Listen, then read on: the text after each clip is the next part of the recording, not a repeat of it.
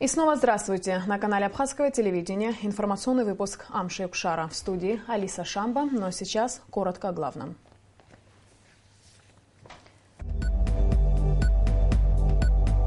Вода пришла неожиданно. Несколько сел Очимчирского района затопило в результате ливня. Именем героя однополчане назвали катер именем Александра Воинского. За любовь и верность в Россотрудничестве прошла церемония награждения семейных пар. В ночь с 7 на 8 июля в результате ливневых дождей Очимчирский район был частично затоплен. Несколько рек вышли из берегов, в результате нанесен ущерб посевам, дорожной инфраструктуре и частным домовладениям. На место стихийного бедствия выехали президент республики Рауль Хаджимба и спикер парламента Валерий Бганба. В сопровождении главы администрации Очимчирского района Хрипса Джопуа они посетили наиболее пострадавшие села Ктол, Джгярда и Кындах. Даже по происшествии нескольких часов после ливня уровень воды не спадал. Вышедшая из берегов река Дгамч затопила более 80 дворов только в селе Ктол. Пока последствия ликвидировать невозможно, говорят специалисты. Необходимо дождаться снижения уровня воды. Вначале надо будет подсчитать размер нанесенного ущерба. Ситуация достаточно сложная. И думаю, что то, что мы видели, начиная от главной трассы и по селам, реки практически развернулись вспять. Если вы видели вот то, что творится. Придется принимать серьезные меры и по вопросу восстановления мостов, самих дорог. Насколько мне сейчас глава администрации доложил Очимчирского района, это порядка 15-16 мостов, которых унесла река. Не Таумыш. И точно так же та же ситуация, если не хуже, и в Чловах, говорят, тоже практически унесены мосты. Ну, придется изыскивать дополнительные финансовые средства и оказывать помощь и людям, которые пострадали от этого стихийного бедствия, и восстанавливать то, что требует восстановления. Другого просто выхода нет. Всего по Очимчирскому району пострадали более 100 хозяйств. Кроме того, как сообщил глава администрации района Хрипс Джопуа, стихийно разрушены 16 мостов, 8 из которых не подлежат восстановлению. Для оценки ущерба будет создана государственная комиссия.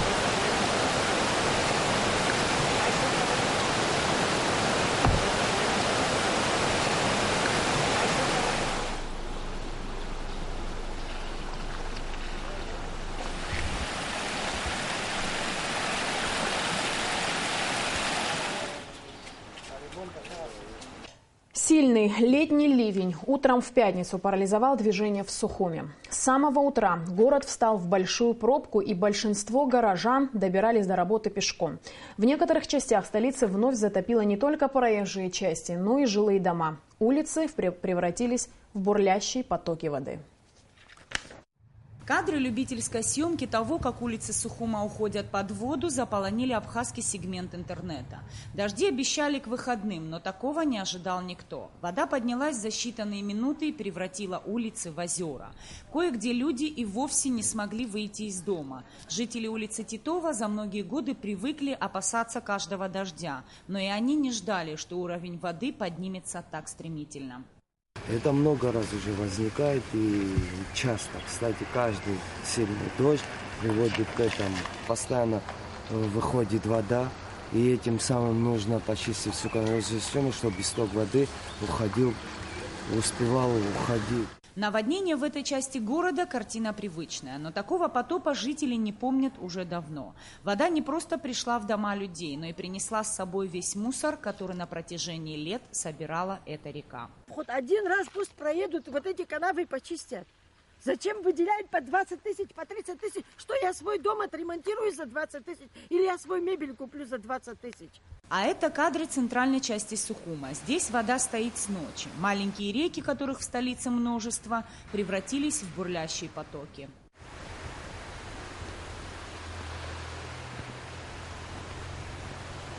Ливень обрушился на город поздней ночью. Ливневки канализационной системы не справились с обилием воды. И половину дня некоторые части Сухума больше напоминали Венецию. Нисфарш Бабислан Шхинджерия, Абхазское телевидение.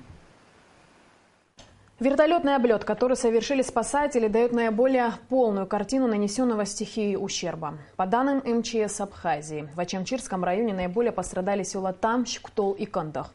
Затопленные и подмыты грунтовыми водами участки автодороги Учамчира-Сухум. Частичный оползень и камнепады затруднили передвижение на Ишерском участке автодороги Псоу-Ингур. Что касается столицы Абхазии, то основной удар водной стихии пришелся на район улицы Чанба, вблизи русла реки Басла, улицу Титова и район автовокзала. Руководство страны приняло решение углубить русло реки Басла и очистить ее от мусора. Подразделения спасательного ведомства страны в оперативном режиме ведут работы по устранению последствий сильного ливня.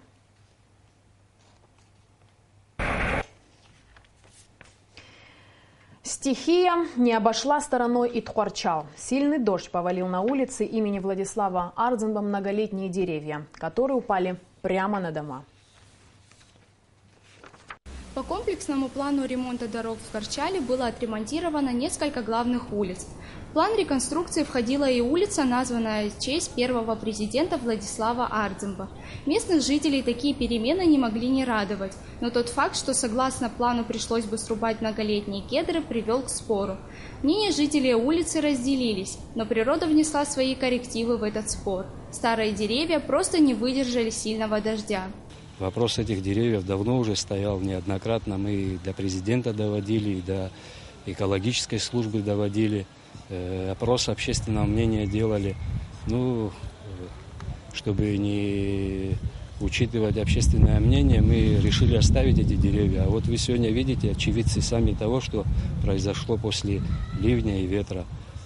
Мы предупреждали, говорили, знали, что последствия будут такими. К счастью, что сегодня все обошлось без жертв, без разрушений. Хотя вот вы сами видите, линии электропередачи повалены. Вот здесь линия связи повреждена. Работа большая предстоит. Мы продолжаем нашу работу поскольку мы кабель проложили, эти корни не мешали. Они непосредственно вдалеке находятся. Вот вы засняли, видели, они вдалеке находятся от самих деревьев. И наш кабель лежит, и мы будем устанавливать плафоны. Упавшие деревья нанесли вред домам, что, естественно, вызвало недовольство жителей улицы. Вся улица была против, чтобы их вырубить. Я здесь живу, здесь родилась в этом доме, 62 года. И они растут и растут и растут. Обрубили их как несчастных и макушки оставили. Это должно было случиться. Давно надо было, когда им еще было по 30 лет. А теперь видите, что упало? А теперь кто мне будет это ремонтировать? Сейчас уже начались восстановительные работы. Глава Госкомитета по экологии и охране природы Савелий Читанава, также прибывший на место, сообщил, что в скором времени будут установлены причины падения кедров. Хашба Лариса, Михаил Братухин, Абхазское телевидение. Российская сторона положительно оценила ход реализации договора между Абхазией и Россией о союзничестве и стратегическом партнерстве.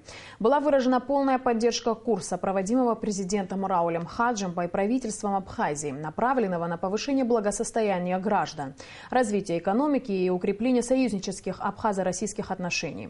Об этом сказал на брифинге премьер-министр Артур Мигвабия по итогам однодневной рабочей поездки в Москву.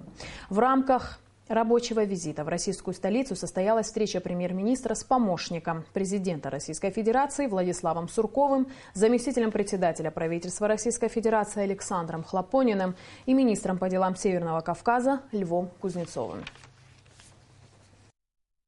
С удовлетворением было отмечено повышение объемов финансовой помощи России в 2016 году по сравнению с объемом финансирования 2015 года.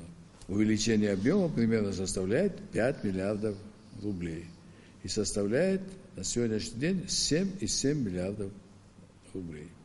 Такое увеличение финансирования говорит о высоком уровне доверия и поддержки России, курса которой проводится в республике.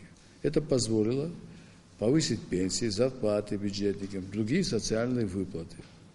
Это стало возможно благодаря эффективной реализации вышеназванного договора.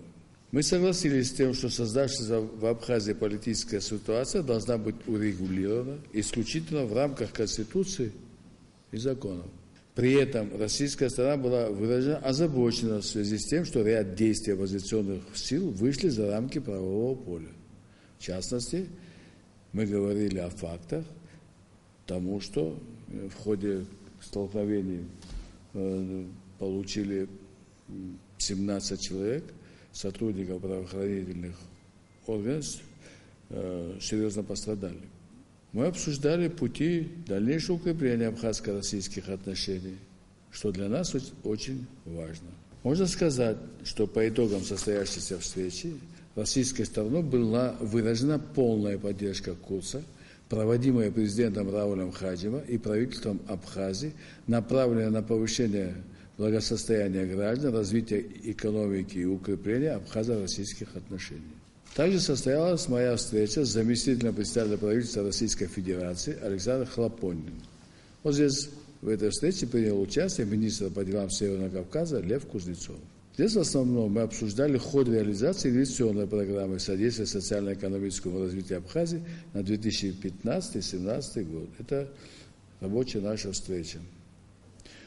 В ходе беседы были отмечены положительные сдвиги выполнения плана мероприятий с начала 2016 года строительных работ, темпы которых постоянно растут. Вместе с тем согласились с наличием определенного отставания от намеченных темпов. Мы договорились и наметили конкретные пути эффективной реализации работ по 328 объектам инвестпрограммы. В последней декаде августа 2016 года состоится очередное заседание межправкомиссий по социально-экономическому сотрудничеству между Российской Федерацией и Республикой Абхазия, на котором будут подведены предварительные итоги реализации инвестпрограммы и намечены пути интенсификации совместной работы по успешному завершению всех запланированных мероприятий в объеме финансирования. Объемы, вы знаете, 4,7 миллиардов рублей. Оппозиция Абхазии ведет переговоры с руководством республики для конституционного выхода из сложившейся ситуации.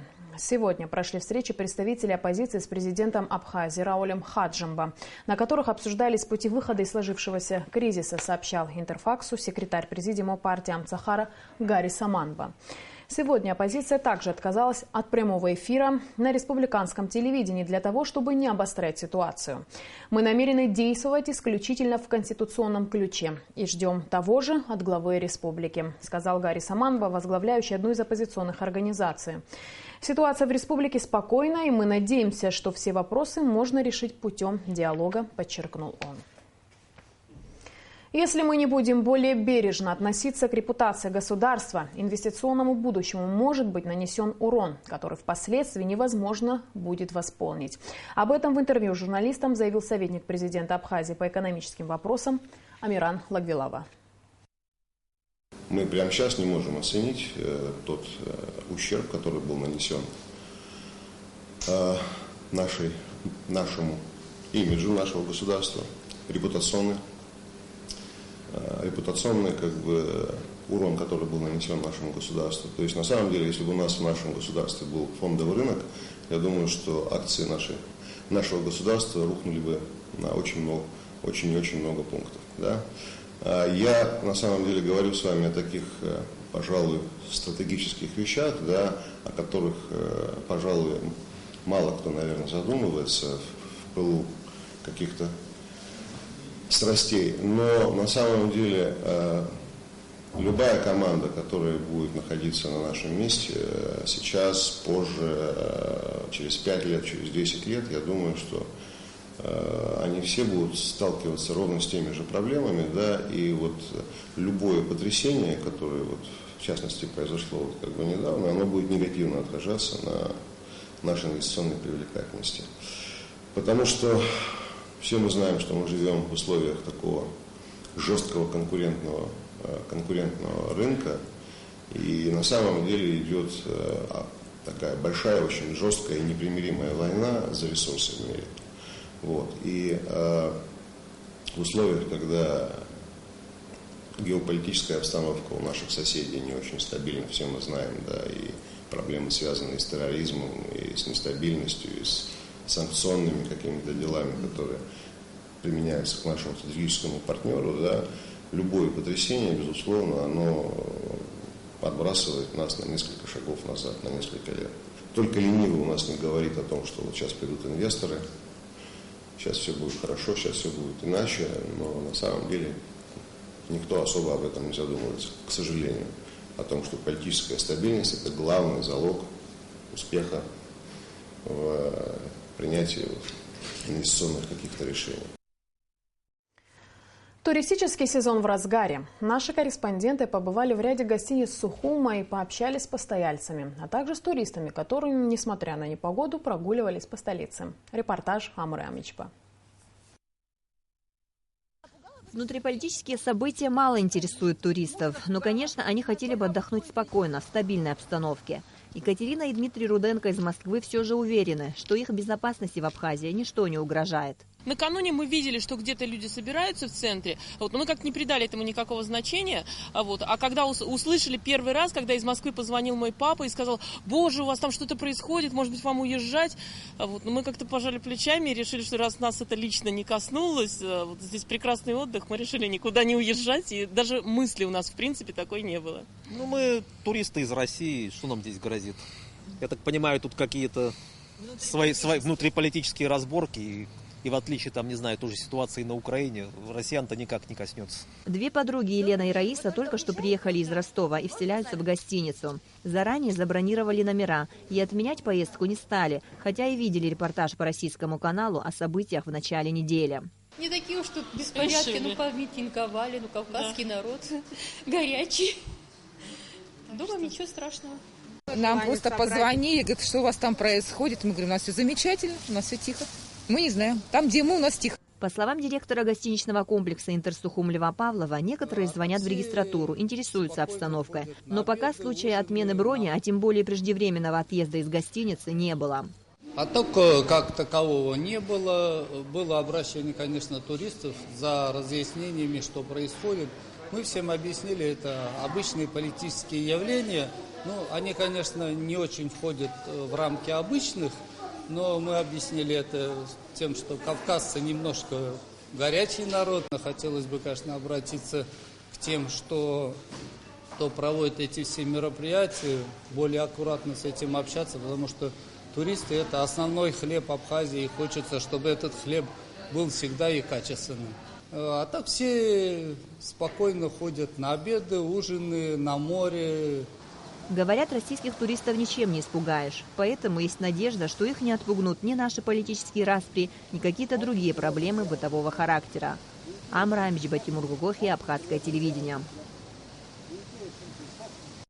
В офисе Республиканской политической партии «Единая Абхазия» подписано соглашение о сотрудничестве между Республиканской политической партией «Единая Абхазия» и Юго-Осетинской республиканской политической партией «Единая Осетия». Документ подписали со стороны «Единой Абхазии» председатель партии Сергей Шамба, со стороны «Единой Осетии» председатель партии Анатолий Бибилов. Стороны обязуются консультироваться и обмениваться информацией по актуальным вопросам ситуации в Абхазии и Южной Осетии, двусторонних и международных отношений, знакомить друг друга со своим опытом в области партийного строительства, организационной работы, учебы и подготовки кадров, издательской деятельности, участия в деятельности органов законодательной и исполнительной власти, молодежной политики, международных связей и других сферах, представляющих взаимный интерес. Мы запланировали подписание соглашения между нашими партиями, партия «Единая Осетия» и «Единая Абхазия». это как раз направлено на то, чтобы дальнейшее развитие общества, наших обществ, дальнейшее сотрудничество, оно выходит на еще один большой уровень. Наши республики прошли одинаковый путь.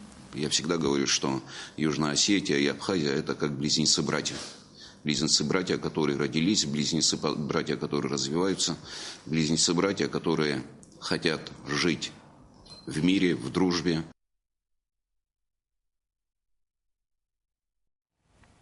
Большой вклад в победу Отечественной войны народа Абхазии внес военно-морской флот Абхазии. Созданный в первые дни войны, флот участвовал во всех наступлениях, нанося ощутимый урон противнику. Одним из тех, кто стоял у истоков создания Абхазского военного флота, был капитан первого ранга Александр Воинский. Боевые друзья решили увековечить его имя. Репортаж Инвера Арчиния. В этот день на Гудаутском причале собрались ветераны военно-морских сил со всей Абхазии. Ведь именно здесь создавался флот, отсюда выходили на боевое задание катера, моторные лодки и баржи, которые оказывали нашим бойцам огневую поддержку с моря. А командующим Гудаутского дивизиона был капитан первого ранга Александр Воинский. Перед войной он был капитаном большого торгового судна, материально обеспеченным человеком. Но услышав о начале войны, он, уроженец Сухума, бросив все, вернулся в Абхазию и возглавил Гудаутский дивизион. Боевые друзья решили увековечить память своего командира. Так, благодаря усилиям ветерана флота Султана Гысба, был восстановлен катер, которому было решено присвоить имя Александра Воинского.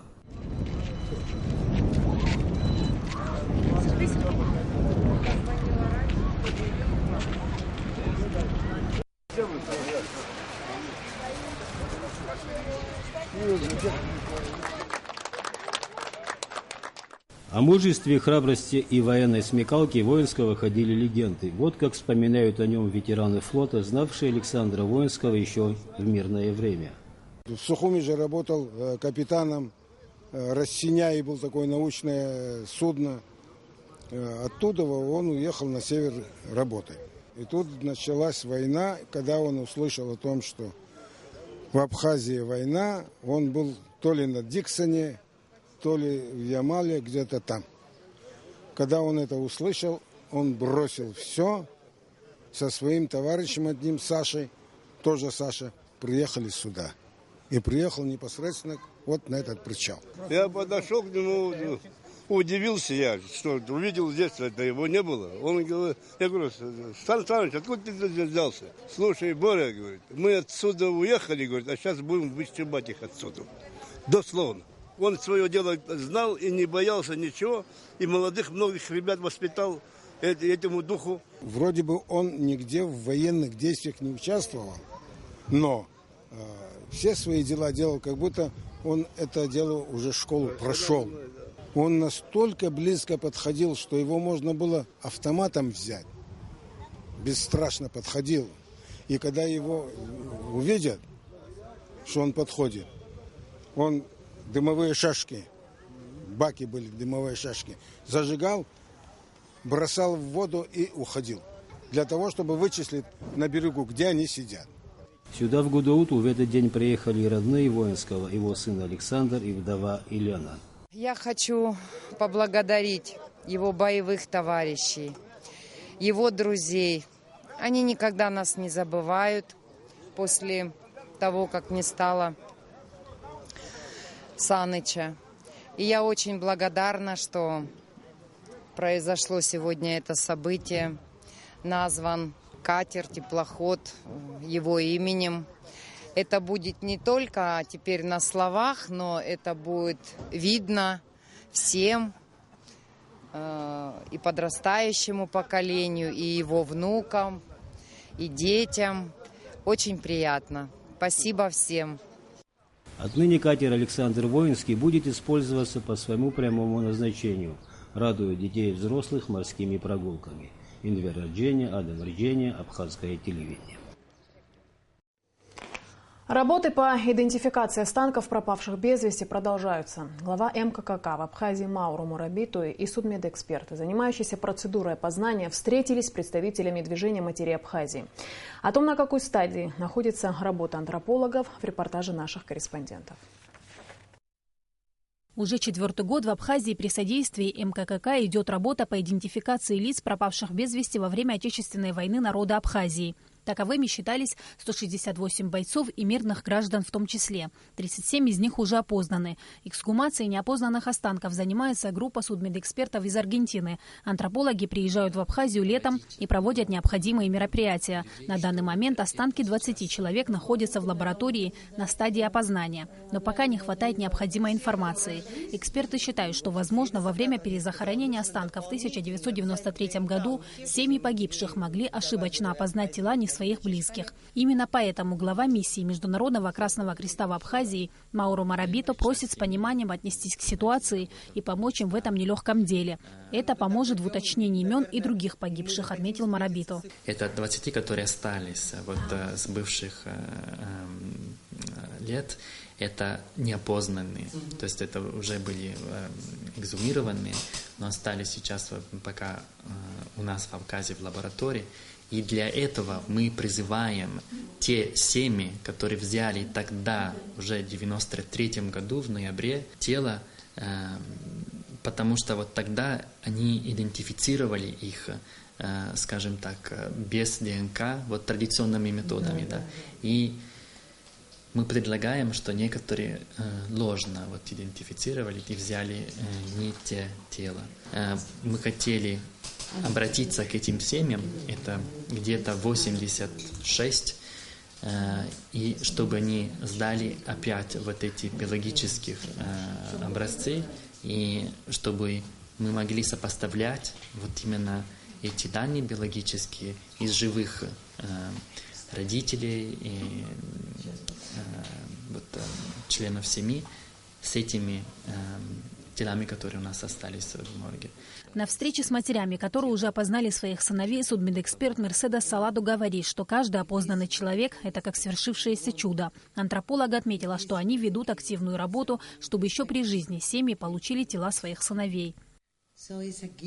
Это большой подарок, но и с этим большая ответственность, что вы доверяете нам, чтобы мы трогали останки ваших близких. И мы это делаем, правда, профессионально и с любовью. Облегчить участь семей погибших – главная цель миссии. Работу в этом направлении уже много лет активно ведет движение матерей Абхазии. Тесное сотрудничество с комиссией по пропавшим без вести и МККК – результат проделанной работы. Все вопросы, которые так или иначе относятся к проблемам семей погибших, к их защите их прав, занимается наша организация. Конечно, государство идет нам навстречу, но нам хотелось бы, чтобы это было более, каждый год, более ощутимее. И поэтому есть такие международные организации, которые в этом нам помогают, в том числе и Международный Красный Крест.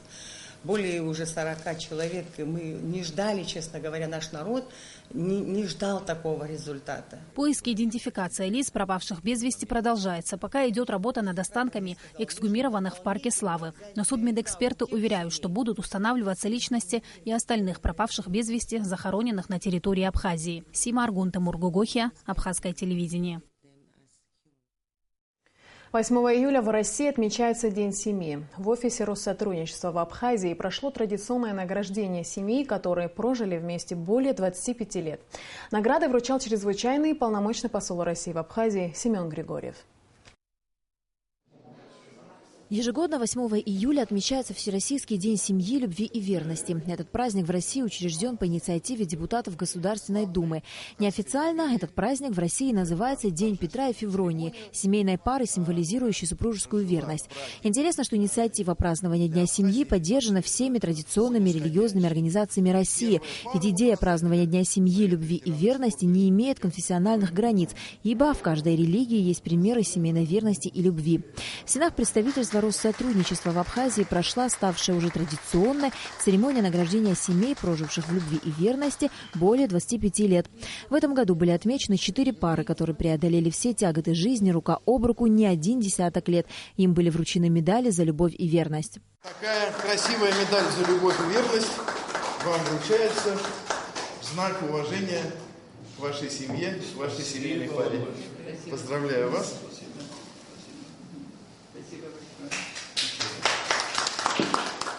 этот праздник отмечается уже в 40 странах мира. С 2009 года мы отмечаем его и в Абхазии. Каждый год мы вручаем медали за любовь и верность семейным парам, которые прожили в любви и согласии более 25 лет.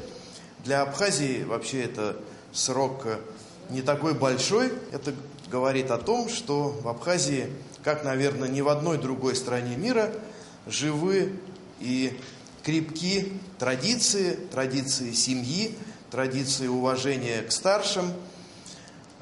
Семьи в Абхазии крепкие.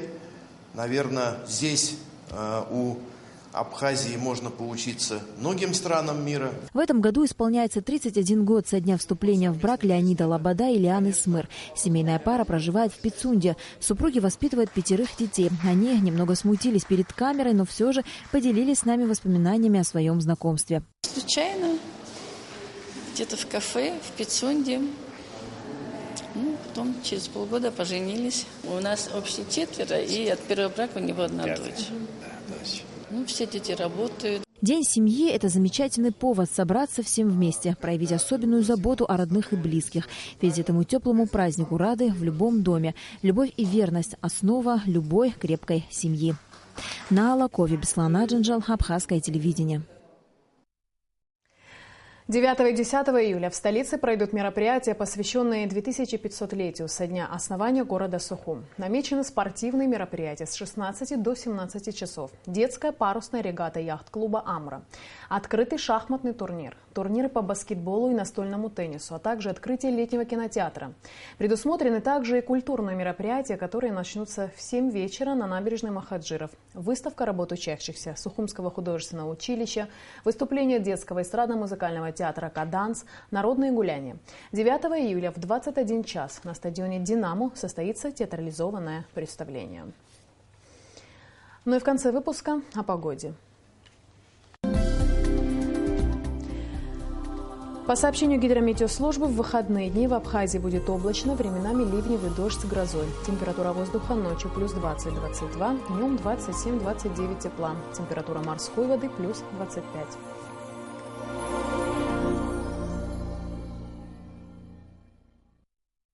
На этом наш выпуск завершен. Всего доброго и до скорой встречи в эфире.